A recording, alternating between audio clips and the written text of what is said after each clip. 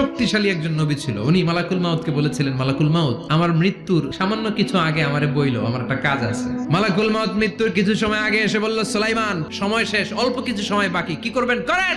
সাইয়েদনা সুলাইমান জিনদেরকে ডাকলো, ও জিনেরা, বিশাল একটা প্রজেক্ট আছে, প্রজেক্টে কাজ শুরু করো। আর কিছু জিনকে বলল, চারদিকে গ্লাস ফিটিং করা একটা রুম বানাও। সাইয়েদনা সুলাইমান আলাইহিস সালাম গ্লাস ফিটিং করা রুমের ভেতরে ঢুকলেন। এই রুমে ঢুকার দরজা নাই, হাতে একটা লাঠি নিলেন, লাঠির মধ্যে ভর করে দাঁড়িয়ে রইলেন আর জিনদের দিকে তাকিয়ে রইলেন। জিনেরা এত বদমাশ ছিল, সাইয়েদনা সুলাইমান দাঁড়িয়ে না থাকলে কাজ করতো না, দাঁড়ায় না থাকলে আজও লোকজন কাজ করতে চায় না, ঠিক কিনা?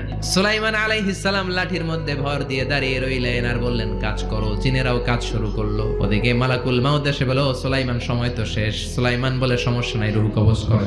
মালাকুল মাউত ওইভাবে লাঠিতে ভর দেওয়া অবস্থায়, দারুণ অবস্থায় সাইয়েদনা সুলাইমান আলাইহিস সালামের রূহ কবজ করে নিলেন। উনি এমন ভাবে দাঁড়িয়েছেন, রূহ চলে গেল, লাশ হয়ে দাঁড়িয়ে রইলেন। লাঠি